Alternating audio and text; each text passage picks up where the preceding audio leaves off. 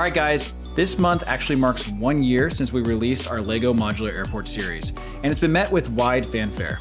Not only is it one of our favorite builds, but it also seems like it's one of your guys' favorite builds as well. Since last year, we have released numerous other airport builds, including smaller airports you can add to a smaller city, even one that fits on a small IKEA Linden table. But the massive airport series is still our favorite airport. Now, as you guys know, for a while we were limited on space, so we could only build a small component of the airport, which was just one gate and a small seating area. Luckily, with our new place, since we've moved, we've been able to expand the airport and add many more details. While it's still not the full airport build that we dreamed to do one day, we're extremely excited with how it's turning out, and we have some cool things planned for the future as well. So today, let's dive in and let me show you guys what we have built. Starting with the terminal, you may have noticed we now have 6 gates. If you only see 3, that's because we built ground gates towards the north end, and I'll cover more on that in a minute. For the standard gates, we built 3 of them, and we use our latest gate design, which features the glass walkway for more of a modern airport touch. Our first gate featured more of a corrugated exterior, which is common with older airports, but for this build in particular, we wanted to go with the glass modern look.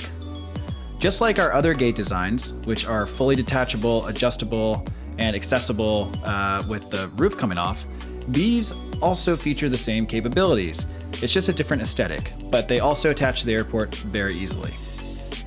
The gates connect to the main terminal building, which if you haven't seen our first airport video, all of the terminal sections are completely modular, which is a super cool feature of this build.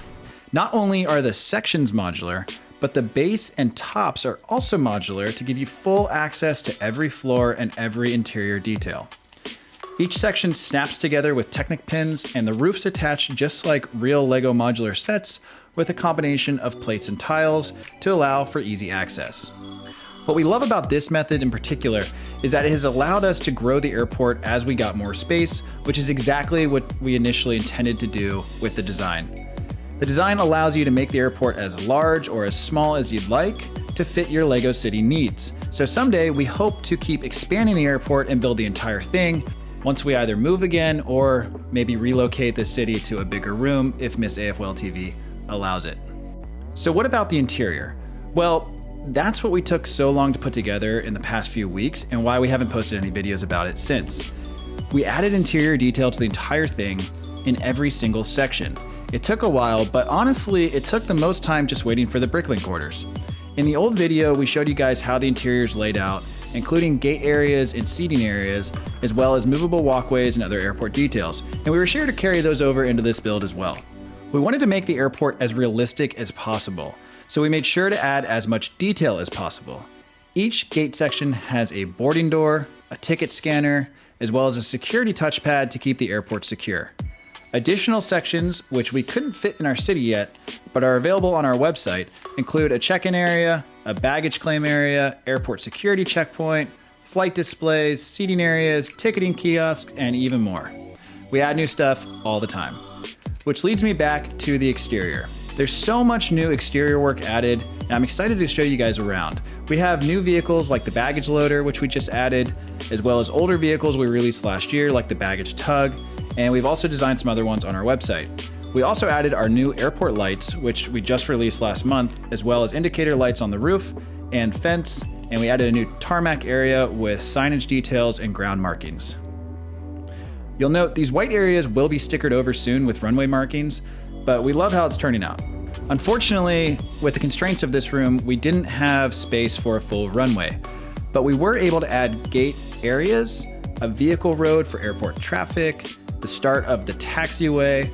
If we had more space, this would be fully built out, and it would basically lead to a runway, which would be on the left-hand side. Unfortunately, we don't have the space right now, but we plan to add it down the road. We also added ground gates to the north end, intended for smaller planes and regional or spillover flights that use smaller planes that can be docked on the ground. There are 3 ground gates total, and there are elevators in the terminal which brings passengers up and down. We continued the lighting on this side as well to tie everything together. Adjacent to this area is one of my favorite areas, which is the airport access gate for deliveries, as well as access for emergency crews. The idea is to have a three-way security design with gate arm, retractable vehicle blocks, and a swivel gate that's attached to the wall. On top of that, police stand guard to make sure nothing gets in that shouldn't be there. The other reason why we created this was for emergency vehicle access. We came out with an airport version of our Lego fire ladder truck, and we feel it's really cool to build a firehouse on the side where trucks can easily access the airport in case there was an emergency. So in the future, we definitely plan to build one over here. Speaking of this side, you'll also notice that we added a road leading to the airport with airport signage in the back, and you'll notice we've also built our old monorail from our previous city. It was nice to find a home for it because we weren't really sure where we were going to put it in the new city, and the thought is that it would bring passengers from a parking structure right over to the terminal. And the monorail design, of course, isn't ours, but we did design the track. We then added some greenery, like the pine trees, which we did a free tutorial on 2 weeks ago. I'll link it up above. In the back, we are planning to add a control tower. We think it would be super cool to build it in the back here and have the monorail go around it, but more on that in the future. The absolute best part about this airport design is that it's completely adjustable, and you can add or remove sections as your city grows and evolves. For us, this has been instrumental and a huge benefit as we recently moved, and we've been able to change and upgrade the layout from time to time. Keep in mind, almost everything you've seen in this entire video today can be added to your city. We offer instructions on our website, www.aflstore.com, and the instructions come with parts files for the exact parts and pieces you'll need for this build or anything you saw in the video.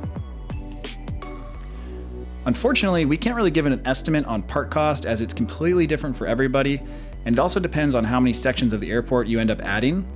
But again, our instructions come with the parts files, so it's extremely easy to order the exact parts and pieces you'll need for the build.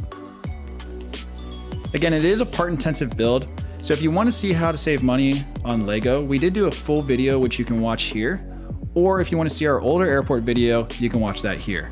Thanks again for watching today's video. Be sure to like and subscribe if you aren't already, and we'll see you next time.